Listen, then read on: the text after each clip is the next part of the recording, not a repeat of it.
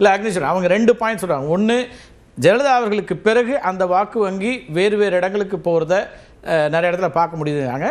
Significant of voters வந்து women voters டிஎம்கேக்கும் அவங்க சாய்ஸாக இருக்குது because of all the schemes அப்படிங்கிறாங்க 21க்கு பிறகு. அதில் என்ன முரண்படுறீங்க நீங்கள்? இப்போ இல்லை, அதில் வந்து 5 வருஷமாக கொடுக்கலன்றது வேற. இதில் இந்த வாக்குகள் திமுகவுக்கு தான் போகுது அப்படின்றது ஏதாவது இல்லை, அவங்க முதல் புள்ளி என்ன சொல்றாங்கன்னா, அதிமுகவிலிருந்து அந்த வாக்கு வங்கி சீமானவர்களுக்கோ அல்லது அதுக்கப்புறம் விஜய்க்கோ எல்லாருக்குமே போகுது, அதில் திமுகவுக்கும் ஒரு குறிப்பிடத்தக்க அளவுக்கு வருது அப்படிங்கிறாங்க. அப்போ திமுக வந்து இப்போ விஜய் இதுக்கு நாம் தமிழர் சீமானுக்கோ உங்களுக்கெல்லாம் போகுதுன்னா அதில் 35 வயசுக்கு கீழேன்னு ஒரு கேட்டகரி சொல்கிறாங்க, ஹிண்ட் வைக்கிறாங்க. இப்போ அந்த 1000 ரூபாய் ஸ்கீமை கொண்டு வந்ததே இந்த வாக்குகளை, பெண் வாக்குகளை திமுகவுக்கு மாத்துறதுக்கு தானா? இல்ல, எல்லா திட்டங்களுமே அப்படியே வைத்துக் கொண்டிருந்தாலும் அடுத்த ஆட்சிக்கு வந்து அப்படியே வந்தாலும் அப்படியே நீங்க வச்சுக்கிட்டீங்கனாலும் இந்த தகுதிகளை போட்டுட்டு மாமியாருக்கு வாங்கினா 1000 ரூபாய் வாங்கினா மருமக விட்டு கொடுக்கணும்னு சொல்றீங்களே, விட்டு கொடுத்துருவாங்க நீங்க நினைக்கிறீங்க? அப்பா சரிப்பா எல்லாம் நம்ம இப்போ எனக்காக விட்டு கொடுத்துட்டாங்கப்பா, மருமக எனக்காக விட்டு கொடுத்துட்டாங்கப்பா, நான் தான் 1000 ரூபாய் வாங்குறேன், திமுகவுக்கு ஓட்டு போடணும் மருமக போடுவாங்க. அப்படி பார்த்தா அங்கதான் சண்டை சிக்கல், சட்ட சிக்கலே வரும். 1,30,00,000 பேருக்கு இந்த ஸ்கீம்ல போகுது, எல்லா ஸ்கீமும் சேர்த்து 1,80,00,000 பேருங்கிறாங்க. மாதம் 1000 ரூபாய் உதவித்தொகையை பெறக்கூடியது வெவ்வேறு ஸ்கீம்ஸ்ல. அது ஓல்டேஜ் பென்ஷனா இருக்கும், புதுமை பெண்கள் திட்டமா இருக்கலாம், எல்லாம் சேர்த்து. இப்ப இது வந்து வாக்கு வங்கியா மாறுதுன்னு சொல்றாங்க. 100% வாக்கு வங்கியா மாறுவதற்கு வாய்ப்பில்லை. ஏன் தெரியுமா? நீங்க அதிமுக ஆட்சியோ காங்கிரஸ் காலகட்டத்தில் கொண்டு வந்த திட்டங்களை பணமா கொடுக்கல சார், மாதம் மாதம் பணமா கொடுக்கல. மடிக்கணினி, சைக்கிள், ரைட்டுங்களா, பல்பொடி, உணவு, அம்மா உணவு திட்டம், இப்படி அரசாங்கமே பொறுப்பேற்றுக்கிட்டு சார் கரும்பு விவசாயி கூட என்ன பண்ணாங்க, அந்தந்த கலெக்டர் தான் வந்து மாவட்ட ஆட்சியருக்கு உத்தரவு போட்டாரு. ஆனா நீங்க வந்த உடனே என்ன நடந்துச்சு? அந்த வெள்ளம் உருகிருச்சு, கரும்பு பல பேருக்கு தரல, பல சிக்கல் வந்து முதல் ஆண்டுல, அப்புறம் அடுத்த 4 வருஷத்துல அதனால தான் அந்த 21 பேர்ல அடுத்து அப்படியே நம்ம குறைச்சிட்டோம். சரி, இப்ப இன்னொரு ஸ்டேட்மென்ட் திரு எடப்பாடி பழனிசாமி அவர்கள் சொல்லியிருக்காரு, எதிர்க்கட்சி தலைவரா ஆட்சி பொறுப்புல இருந்த முதலமைச்சராகவும் அவர் சொல்றதுனால அதை நம்ம கணக்கில் எடுத்துக்கலாம்னு நான் நினைக்கிறேன். அவர் என்ன சொல்றாரு, அதிமுகவிடம் தோற்றுவிடக் கூடாது என்பதற்காகவே மகளிர் உரிமை பற்றி திமுக பேசி வருகிறது. மகளிர் உரிமை தொகை அப்படின்னா அப்ப அது வாக்குகளாக மாறுகிறதுன்னு நினைக்கிறது அதிமுக. அது 100% உண்மை. ஏன்னா நீங்க ஈரோடு கிழக்கு இடைத்தேர்தல்ல நீங்க 2வது சட்டமன்றத்தில் அது நடந்துச்சு பாத்தீங்களா சார்? அதுக்கு முன்னாடி வந்து அது வரைக்கும் கொடுக்கவே இல்லை, 2023 வரைக்கும் கொடுக்கல. மாண்புமிகு எதிர்க்கட்சி தலைவர் அங்க போய் கேட்கிறாரு, அடுத்ததான் அவங்க கொடுக்கறாங்க, அப்புறம் தகுதி நிர்ணயிக்கப்படுகிறது. இது எல்லாம் தமிழ்நாட்டுல பெண்கள் மத்தியில கடைசி வரைக்கும் இதை கொடுக்கவே முடியாது அப்படிங்கிற இடத்துல இருந்து கொடுத்துட்டாங்களேங்கிறது ஒரு சிக்கல் இருக்கா? நீ அனைவருக்கும் நீ ஏன் சொல்லிட்டு இப்ப நாங்க இவ்வளவு தருவோம்னா கேட்டுட்டு நான் அவங்கள்ட்ட வரேன். கான்ஸ்டன்ட் விஜய் தண்ணி சேர்த்து அப்படியே கேட்டலாம் அவங்கள்ட்ட. அதாவது இன்னைக்கு வந்து 1000 ரூபாய் கொடுக்குறோம், 1000 ரூபாய் கொடுக்குறோம் அப்படிங்கிறாங்க. 1000 ரூபாய் கொடுத்துட்டு டாஸ்மாக் வழியா 5000 ரூபாய் பிடிங்கிடுறாங்க ஒரு குடும்பத்தில இருந்து. இது நடக்குது. அப்புறம் எலக்ட்ரிசிட்டி பில்லு 400 ரூபாய் கட்டிட்டு இருந்தவங்களாம் 4000 ரூபாய் கட்டணும். அந்த ஸ்லாப் மாத்திரன்னு சொன்னாங்க, வாக்குறுதி அளிச்சாங்க, மாதம் மாதம் மாத்துவோன்னு சொல்லி போன ஆட்சி நடந்தப்ப அந்த ஆட்சிக்கு எதிராக இதெல்லாம் குற்றச்சாட்டு வச்சுட்டு வாக்குறுதியாகவும் கொடுத்தாங்க, தேர்தல் வாக்குறுதியாகவும் கொடுத்தாங்க திமுக, ஆனா நிறைவேற்றல. அதனால இன்னைக்கு நாம எலக்ட்ரிசிட்டி பில்லு 400 ரூபாய் கட்டினவங்க 4000, 4000 கட்டவங்க 45,000 அப்படி கட்ட வேண்டிய கட்டாயம் ஏற்பட்டிருக்கு. இப்ப 1000 ரூபாய் கொடுத்துட்டு இவ்வளவு எலக்ட்ரிசிட்டி பில் வாங்குறது, சொத்து வரி வாங்குறது அதிகப்படுத்தியிருக்காங்க. 10,000 ரூபாய் கொடுத்துட்டு கணக்கு கேட்ட மாதிரி கேட்கல. அது மாதிரி எது பீகார்ல 10,000 ரூபாய் கொடுத்தா தொழில் முனைவோர் 2 லட்சம் வரைக்கும் கொடுக்கறாங்க மாசம் மாசம். அதுக்கப்புறம் இப்ப ஒரு டர்ம்ஸ் அண்ட் கண்டிஷன்ஸ் எல்லாம் வருது இல்ல, மாசம் மாசம் 10,000 ரூபாய் 2 லட்சம் வரை. அத வந்து அவங்க எவ்வாறு செலவிடுறாங்க, அந்த தொழில் அபிவிருத்தி ஆயிருக்காங்கற அந்த அவங்க வந்து முன்னுதாரணமே தமிழ்நாடு கலைஞர் உரிமை மகளிர் தொகை தான் அப்படின்னு இவங்க சொல்றாங்க. தகுதி தானே அது.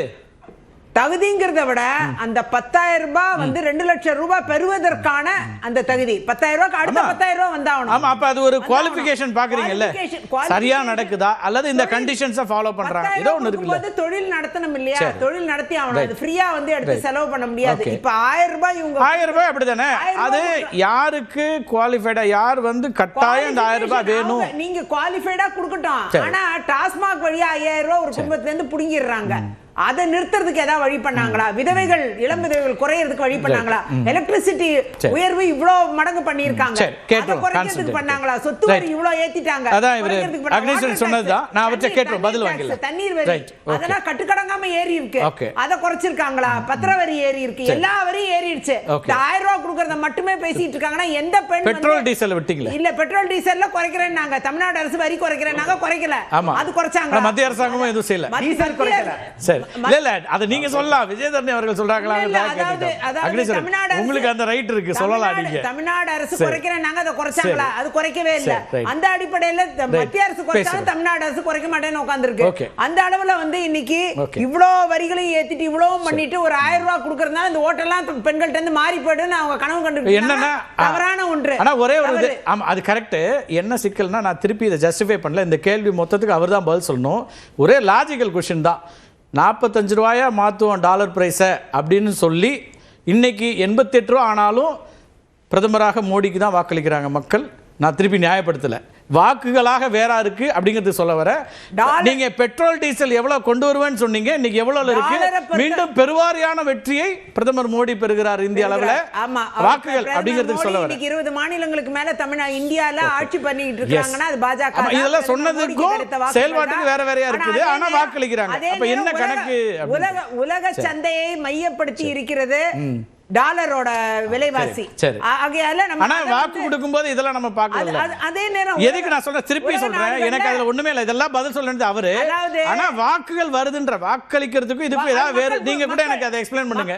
மக்கள் எப்படி புரிஞ்சுக்கலாம், வாக்காளர்கள் எப்படி புரிஞ்சுக்கலாம் இருக்காங்கன்னா, உலக நாடுகள்ல நடக்கிற நிறைய போர் இந்த மாதிரி விஷயங்கள் வந்து இந்த கச்சா எண்ணெய் விஷயத்திலையும் தீர்மானிக்குது, இந்த டாலர் விஷயத்தையும் தீர்மானிக்குது.